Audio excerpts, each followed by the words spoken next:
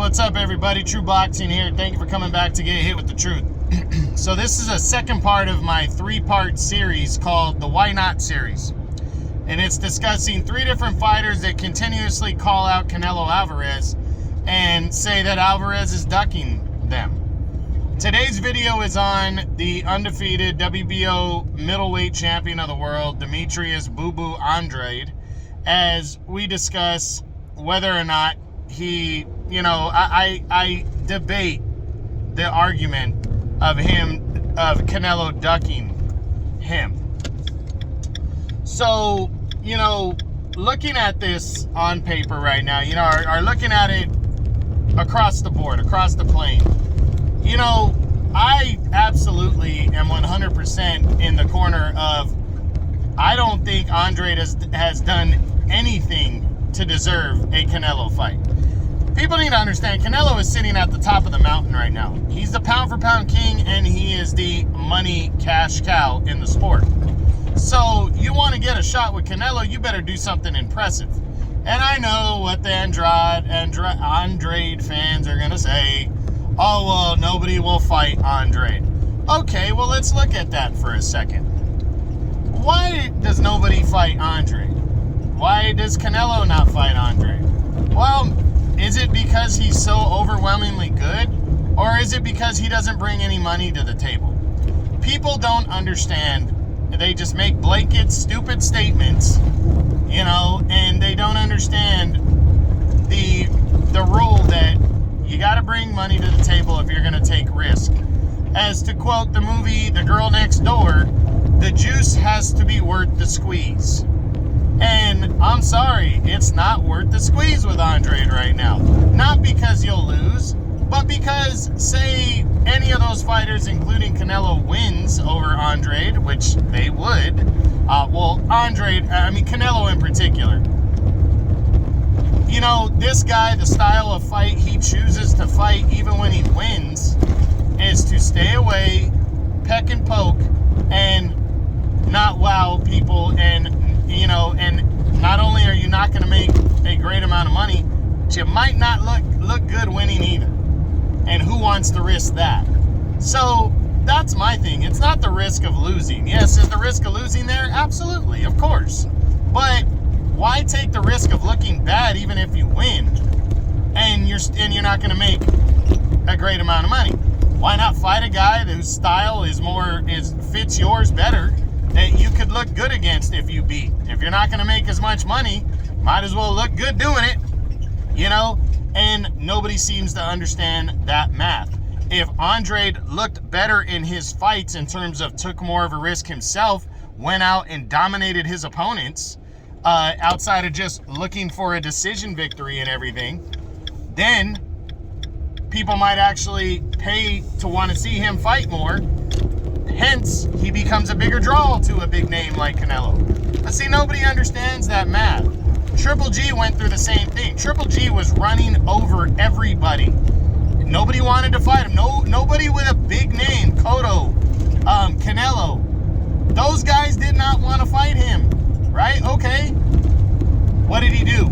Every time he fought, he fucking laid out his opponents, dominated them, broke them down, and stopped them. And how did he do that? He had to take risk to do that.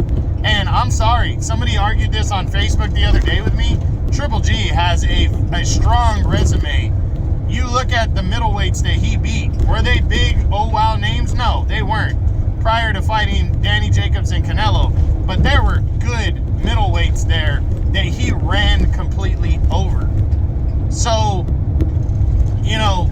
Triple G though, the big names did not want to come out and fight him, but once your dollar amount is, the people start tuning in to watch you fight, and your dollar amount goes up, then fighters are going to be more willing to fight you.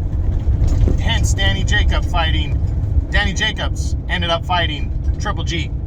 Triple G looked vulnerable against Danny Jacobs, so Canelo said, hey, I might be able to beat this guy. And Canelo signed on the dotted line for 2 major fights, and that's going to lead to a 3rd fight eventually. But people don't understand the dynamics and the mathematics that goes into that. they just look at it blank and go, oh, well, everybody must be afraid they're ducking. No, they're not. You know, the next level down guys don't want to fight Andre. You know, so why should Canelo take that risk when those guys don't even want to fight him? You know, finally, David Benavidez is calling out Demetrius Andrade, and I want to see that fight. I do. Andrade is supposedly chasing Canelo by moving up to 168 and fighting Zach Parker. You know, if he's supposedly chasing Canelo, why is he bothering holding on to his middleweight title then? At all? Why not just move up to 168 fully? You know, that's what I don't understand is, have guys avoided an Andrade fight? Yes. But for understandable reasons, you know? Like, even the bitch-ass Jamal Charlo. You want to make a name for yourself, he should fight Andrade. He should. But he's bitched out against Andrade too, but I kind of understand why, because Andrade's a risk, and he's not going to make a lot of money, you know, to do that. But see, a guy on Charlo's level who's also trying to get a Canelo fight, a win over Andrade might get you the Canelo fight. Mandate it, guarantee it, instead of waiting around, hoping that Canelo calls on you. You know, but Charlo, you know, I'm doing another video on Charlo, but Andrade, I think he understands that to an extent, you know, but instead of trying to just sell the crowd, every fight he goes out, sell the crowd, sell the fans on TV, sell yourself. You know, he's had plenty of opportunities and hurt plenty of fighters early in a fight, and then just picked and poked and pecked away and got a workmanlike, uneventful decision, when if he did what he did against his last opponent, I keep forgetting the guy's name, you know, he does what he did against him, hey, you can maybe capitalize on that. Jason Quigley was the guy's name. He went out there and laid Quigley out, knocked him out, and that was it in 2 rounds. I'm not saying every fight is going to be a 2-round fight, but he knocked down Maciej Sulecki early. Maybe he could have stopped him. You never know. If he would have, he would have been a notch up on Danny Jacobs, who got a decision over Sulecki. Instead, he settled for a decision. Arthur Akakov, he ended up stopping him because of a bad stoppage in the 12th round. That fight was going distance. Maybe he could have jumped on him early, imposed his will, let everybody know who you are. I know that's not Andrade's standard style, but if you're going to sit there and bitch and moan and whine, you got to understand why people don't want to see you fight. You know, and they definitely don't want to see, and why Canelo's not taking you on, why they don't want to see you fight Canelo. Because there's a big group, you know, the majority is going like, well, what has Andrade done to earn the fight? And go look at his resume. You know, this guy has been a world champion for the better part of almost 9 years now. People don't understand that. That guy won his first world title at 154 in 2013, November of 2013. So a little over 8 years now. He defeated Vanes Martirosyan in an upset, you know, to capture the vacant WBO junior middleweight title. At that weight, he didn't really beat anybody of significance, and he struggled to get a fight. And he did the old southpaw thing. Oh, I'm just going to wait around for a fight. And he burned out a lot of time with inactivity. Then, you know, I think the biggest name after that, he beat Jack Kolke in Germany. Then he moved up to middleweight in, I believe, 2017, 2018. And he hasn't really done much at middleweight. He's made 5 defenses. He captured the vacant world title. But, you know, he hasn't really done much. So it's, you know, to me, it's laughable that Andrade himself and people are saying that Canelo's ducking him. Like, this guy just hasn't done anything to earn it, which is why Canelo's not even considering Demetrius Andrade. That's the thing. Charlo, Benavidez, they're getting thrown in under contracts right now to be thrown at Canelo.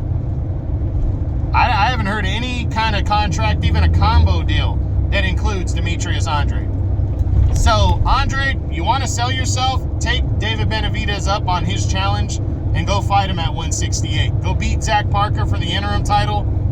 Go after David Benavidez in the second half of the year. Let's make this happen. You guys will both be interim champions. You fight each other. You're basically the mandatory #1 challenger for Canelo early next year. And if on that fight and moves up to light heavyweight, you can chase him to light heavyweight then, you know? But that's the thing. In order to get that fight, Andre needs to fight somebody who's willing to fight him. Hey, and David Benavidez is calling you out now, Demetrius. So I think you need to get off your high horse and take a risk yourself and take on David Benavidez, who's hungry and he's young and he wants that fight. And he's also a big name. And he's also sitting in a similar position of calling out Canelo and thinking Canelo's ducking him. So why not fight each other? You've both been passed on by bitch-ass Jamal Charlo. So fight each other, earn the fight, and see what Canelo does then. And then maybe you can legitimately call Canelo a ducker after that. But as of right now, there's no legitimacy to that. So people ask, why not Demetrius Andrade? I just gave you my answer. I hope you guys enjoyed it. True Boxing, you've been hit with the truth.